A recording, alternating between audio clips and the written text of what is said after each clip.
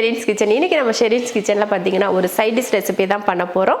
அதுவும் வாழைக்காய் வச்சு பொடி மாஸ் ஒன்று பண்ண போகிறோம். ரொம்ப டேஸ்டியாக இருக்கக்கூடாது, அதே சமயம் ரொம்ப டிஃப்ரெண்ட்டாகவும் இருக்கும். வாங்க அது பண்ணலாம்.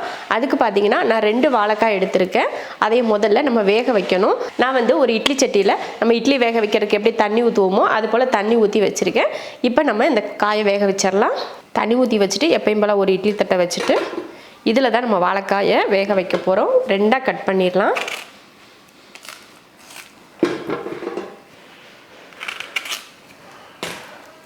இந்த ஆவியில் வந்து வாழைக்காய் வந்து வேகட்டும். அதுக்கப்புறமா நம்ம எடுத்து பார்த்துக்கலாம். ஒரு 15 நிமிஷத்துக்கிட்ட இதை வேக வச்சிடலாம். வாழைக்காய் பார்த்தீங்கன்னா ஒரு 15 நிமிஷத்துக்கிட்ட நல்லா வேக வச்சாச்சு. இப்போ இதை எடுத்துருவோம். எடுத்தாச்சு, நல்லா வெந்துருச்சு. ஆறட்டும், அதுக்கப்புறம் உரிச்சிக்கலாம். பார்த்தீங்கன்னா உரிச்சிடலாம். இந்த மாதிரி ஆவியில் வேக வச்சிங்கன்னா இந்த மாதிரி சூப்பராக உறிஞ்சிரும். அந்த தோல் கொஞ்சம் சூடாக தான் இருக்குது.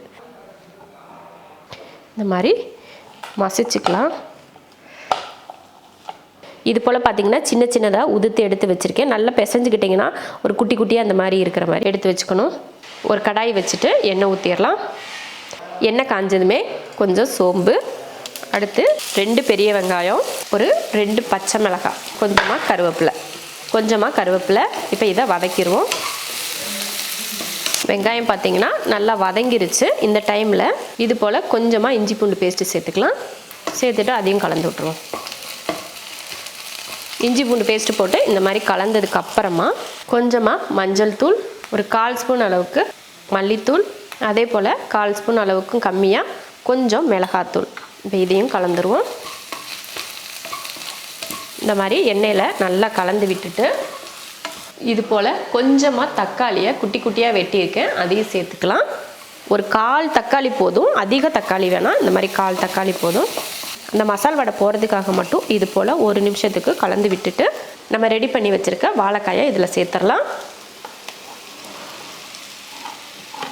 இதில் வந்து நம்ம வெங்காயம் அதிகமாக சேர்க்கறதுனால நிறைய கிடைக்கும். அதனால 2 வாழைக்காய்க்கு தாராளமாக 2லேருந்து ஒரு 3 வெங்காயம் கூட நீங்கள் சேர்த்துக்கலாம். தேவையான அளவுக்கு உப்பு சேர்த்துடலாம். உப்பு சேர்த்துட்டு கலந்து விட்டுருவோம்.